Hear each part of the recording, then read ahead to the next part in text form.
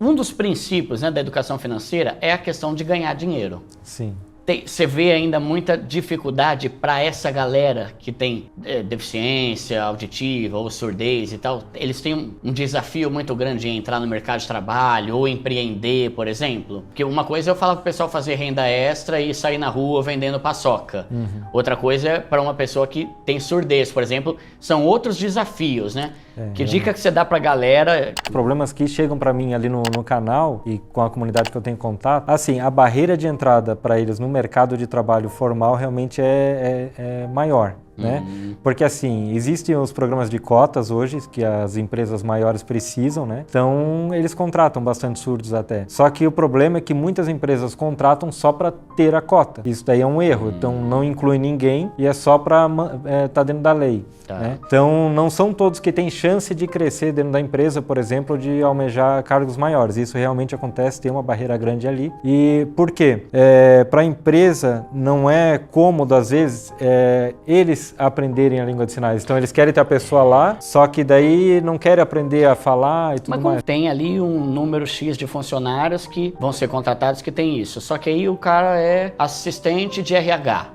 Todo o departamento ali vai ter que aprender Libras para isso? O ideal seria, né? Caramba! Seria melhor, mas até assim, ó, no dia a dia é mais fácil de aprender do que fazendo um curso ou tentando aprender sozinho, né? Se tu tem ali todo dia com você um surdo, começar a conversar com ele, aos pouquinhos vai aprendendo, porque ele vai falar uma besteirinha aqui, fala um negócio lá, quando vê tu já sabe tanto sinal que tu nem percebe que tu tá aprendendo. E assim, ó, eles podem fazer tudo igual a todo mundo, né? Só talvez não atender o telefone, mas hoje em dia quase a gente não usa mais telefone. Eu, por exemplo, raramente uso. Uso mais mensagem de texto e tudo mais. Então, às vezes é um preconceito até de algumas pessoas. Algumas têm dificuldade de aprender, também não tem problema, não é todo mundo que consegue aprender tudo, né? Mas, assim, conversar no dia a dia não é tão difícil, sabe? A pessoa tem como aprender. Agora, para empreender, daí eu já sou da linha de raciocínio que não é tão difícil assim. Porque depende mais da pessoa e a área é uma área que cresce muito hoje no Brasil, né? A área da língua de sinais, por exemplo, são poucos os profissionais que tem no mercado, né? Tudo precisaria de Libras. Então, imagina, são 10 milhões de pessoas com problemas de audição, né? Com surdez ou deficiência auditiva. Então, é um mercado que existe. Dá para a pessoa criar um monte de coisas em língua de sinais. Vai ter gente para você vender, para você atender, né? Então dá para fazer muita coisa nessa área, assim, né? A gente vai falar aqui sobre alguns conceitos que podem ser mais básicos, mas justamente porque esse é um programa acessível, a gente pode falar assim? Pode falar. Que a gente quer justamente que pessoas com surdez vejam, né, assistam esse programa aqui. Então, como que você explicaria sobre a reserva de emergência para uma pessoa que nunca teve contato? Então, a reserva de emergência, ela tem 3 pontos principais, né? Precisa você guardar o seu dinheiro, que na verdade a reserva de emergência é um dinheiro que você vai ter guardado para quando acontecer alguma emergência. Então, como é que você vai montar isso e o que precisa ter nessa reserva? A segurança, primeira coisa, você tem que guardar o seu dinheiro num lugar seguro para quando acontecer emergência, você ir lá e o dinheiro tá lá, né? Segundo ponto, ter liquidez diária ou carência, sem carência, né?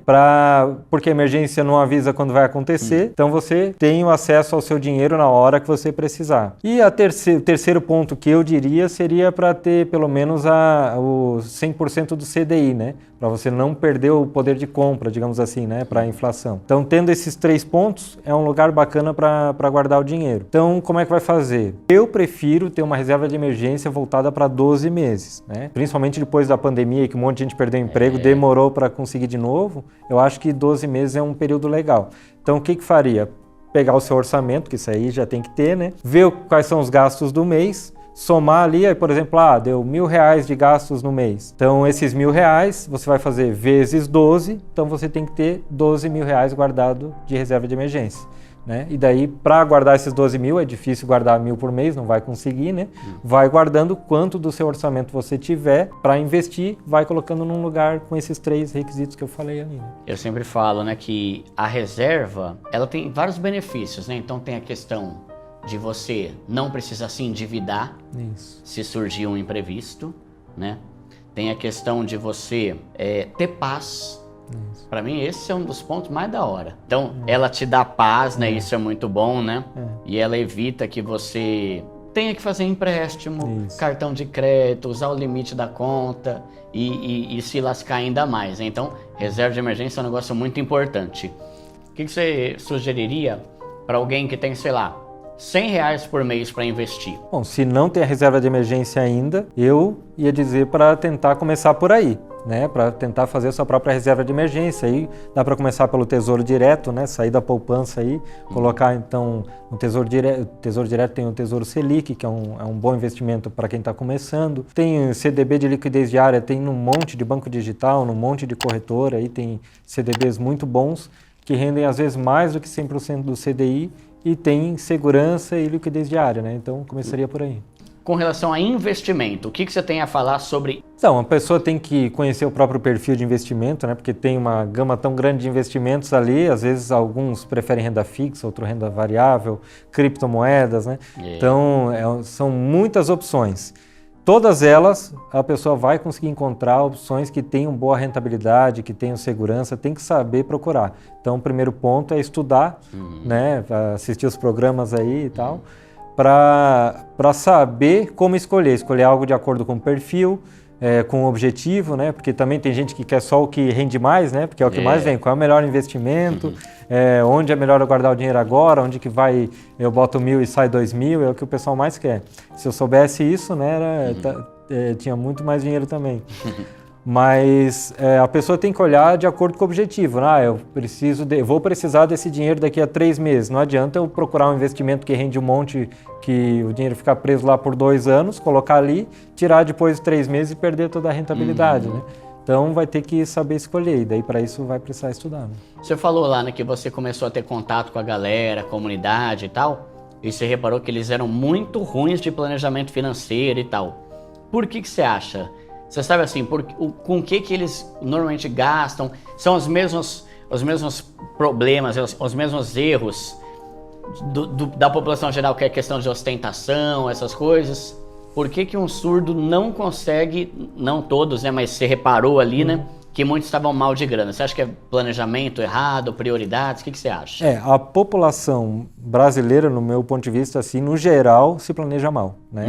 A grande maioria não tem foco no longo prazo, o pessoal pensa no amanhã, né? Isso é uma herança, acho que vem da época da inflação, que todo mundo quer tudo já na hora, né? Da superinflação, né? Mas ali, o que eu percebia? Tem muita ostentação, sim. Não é só com surdos, ouvintes também fazem isso, né, da mesma forma. Só que para eles a informação não chega, entende? Baseado assim na sua esposa, quais você acha que são as maiores dificuldades, os maiores desafios de uma pessoa surda no Brasil? Com relação a qualquer coisa. Levando em consideração ela e a comunidade que eu converso, assim, a principal dificuldade é a comunicação, né? Falta de acessibilidade, eu acho. Falta muita acessibilidade? Falta. Porque os bancos têm grana pra caramba, né? Tem. De onde vem essa grana aí, meu? Até tive uma conversa interessante essa semana com um professor surdo também, que ele estava achando errado os bancos ter tanto lucro, né? Assim, pra que tem tanto lucro? Assim, se tu for acionista, tu recebe um pouco desse lucro também, né? Então, comprar ação de banco às vezes é legal por causa disso. Que era como é que o banco ganha dinheiro, né? Então, assim, tem muitas formas, né? Mas uma delas é pegando o dinheiro da pessoa e emprestando para outra, né? Então, assim, estou investindo. Quando eu invisto, na verdade, eu estou emprestando dinheiro para o banco, por exemplo, se eu estou investindo no banco. Então, eu peguei meu dinheiro, coloquei lá, o banco não vai deixar esse dinheiro ali, ele vai crescer sozinho. Ele vai pegar esse dinheiro da pessoa, emprestar para um terceiro, e esse vai pagar um juros mais caro do que o banco vai te pagar, né? Então, daí esse paga os juros para o banco ali, e desses juros ele vai pegar uma diferença e vai ficar para ele que é o spread, e vai dar uma parte que é o prometido quando a pessoa fez o investimento para a pessoa que investiu, né? Então, aquela diferençazinha ali é uma das formas que ele ganha dinheiro, o spread bancário. Como que você pensa, né? Quanto que uma pessoa tem que investir? O que ela tem que fazer para parar de trabalhar mais cedo, em vez de depender da aposentadoria do INSS e ter que trabalhar até 70 anos? Então, eu já nem conto com essa aposentadoria do INSS, né? Eu acho que até chegar na minha vez já não vai ter mais. Mas para conseguir dinheiro suficiente para se aposentar, a pessoa precisa primeiro de paciência e tempo, né?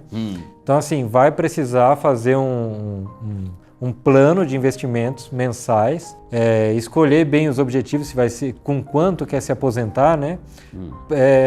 Daí vai ter que diversificar, né, esses investimentos ali, de uma forma que vai ganhar no longo do tempo um valor suficiente para a rentabilidade lá no futuro poder ser o suficiente para viver por mês, né? Daí, sei lá, tem lá 500 mil reais guardado, né? A gente fala assim, 500 mil é difícil, mas se for de pouquinho em pouquinho, dá para ir guardando, sei lá, 200 reais por mês, 100 reais por mês. Se for um prazo longo e souber escolher direitinho, consegue ter uma boa rentabilidade para quando chegar lá, né, daqui 30, 35 anos, sei lá, ter um valor suficiente para conseguir pelo menos pagar as despesas, né, do dia a dia, né, da casa da pessoa. Investir é obrigatório, não é uma opção, não tem como você mudar de vida e enriquecer sem investir, porque o que a gente precisa para mudar de vida é aumentar o nosso patrimônio, né, financeiro, ter mais dinheiro ali. Então, é obrigatório uma parte do seu salário ser para isso. Mas aí, você tem alguma dica para a galera que tem medo de investir em renda variável? Primeiro, explica para a gente qual que é a diferença entre renda fixa e renda variável. Então, vamos lá, renda fixa e renda variável. Renda fixa é um tipo de investimento que a pessoa vai ter um contrato antes de colocar o dinheiro lá, digamos assim, né? A pessoa vai pegar o dinheiro, vai colocar no lugar já sabendo quanto que vai ser a rentabilidade dela, quando que ela vai poder pegar esse dinheiro, mas nem sempre a renda fixa é fixa mesmo, né? E a renda variável, como o próprio nome diz, vai variar. Então a pessoa às vezes coloca um valor ali e aquele ativo que ela comprou, ele pode mudar de valor no decorrer do tempo. Isso acontece com tudo, né? Se a gente, comprei uma casa, a casa também, se eu quiser vender ela amanhã, ela vai ter um valor, depois de amanhã ela vai ter outro, vai depender da procura, né? Na renda variável funciona assim também. Só que na renda variável, fica lá a plaquinha todo dia mostrando quanto que está valendo e na frente da tua casa não tem uma plaquinha dizendo quanto é que ela vale naquele dia, né? Então a pessoa não percebe isso, mas renda variável está em praticamente tudo. Onde que você sugeriria a pessoa dar os primeiros passos aí? Então, eu gosto de banco tradicional, para ser sócio, para ter ações dele, mas não para investir. Se for para eu pegar o meu dinheiro e investir, eu prefiro corretora de investimentos. Por quê? O objetivo, não é que o banco é mau, que o banco é ruim, é que o objetivo do banco é outro, né? O objetivo do banco é dar lucro para o acionista. Então ele vai trabalhar de uma forma para arrecadar o suficiente para fazer isso, para se manter na linha de trabalho dele. A corretora de investimentos, o foco dela é investir.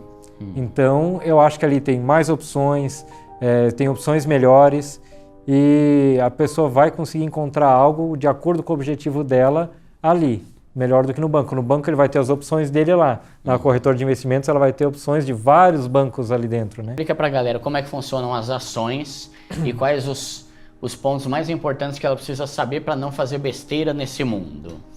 Não, primeira coisa, estudar, né? Porque não dá para entrar na renda variável só no oba-oba porque o amigo falou, né?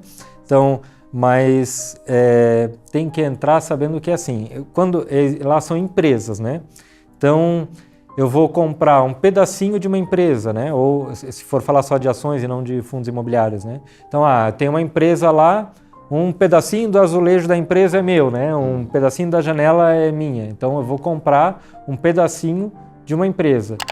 Quando essa empresa tiver lucro, ela pode ou reinvestir nela para aumentar o pedacinho que tu tem ali, o valor do pedacinho que você tem, ou ela pode resolver dividir uma parte desse lucro. E daí a pessoa que comprou a ação, comprou um pedacinho da empresa, vai receber uma parte proporcional do lucro dessa empresa, proporcional ao valor que ela investiu ali, né?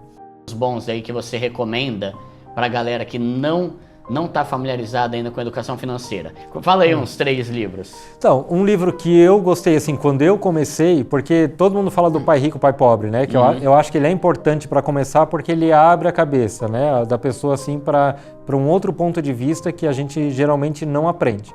Então, acho que ele é um livro legal, assim, para ser o primeiro. Só que o problema é que os exemplos deles não são voltados para o mercado brasileiro. Então, assim, o que eu gosto daqui, o que, assim, que foi uma mudança de vida para mim, foi o Casais Inteligentes Enriquecem Juntos, do Gustavo Cerbasi, né? Então acho que ele, assim, na minha opinião, foi o melhor livro de finanças que eu já li, porque ele é um livro com uma linguagem fácil. Então é um livro voltado para a população em geral mesmo, para aprender a lidar com o dinheiro. E outro livro, como é que é? Do 1000 ao Milhão, Sem Cortar o Cafezinho, do Primo Thiago Rico, Nigro, né? Isso, do Thiago Nigro. Também é um livro bom para quem está começando. O pessoal também fala muito do Pai Rico, Pai Pobre. Eu li ele, achei muito legal, mas eu preferi o Segredos do Mente Milionário e o Homem Rico da Babilônia do que o Pai Rico, Pai Pobre. Mas também é um clássico esse aí, né? Não tem jeito, né? Muito bom, mas leia livros. O que mudou na tua vida aí, desde que você começou com o canal? Você está curtindo esse momento? Eu gosto de ver, principalmente assim, muitos amigos, né, também perguntam bastante coisa. Eu percebo que muita gente que tinha medo, que só tinha dinheiro na poupança, por exemplo, começou a botar de pouquinho em pouquinho ali em outros investimentos, perceberam que é melhor, deixaram a poupança e foram para lá, né? Tem muita gente que, um que eu sempre falo que eu gosto é a pessoa ter voltado a estudar, porque percebeu que precisava melhorar ela mesma para poder melhorar no trabalho, né? Então, esses feedbacks que a gente recebe é legal. Teve um outro relato assim, de um casal também que eles também nunca tinham dinheiro guardado, estava sempre endividado, né? E daí, mesmo assim, o cidadão, o marido lá no caso, queria comprar um carro. Aí foi atrás de financiamento. Aí na hora que foi falar para a esposa do financiamento, ela que nos seguia, tinha dinheiro guardado e emprestou, né? Deu para o marido para eles darem entrada no carro para poder comprar, né? Então esse tipo de feedback é legal.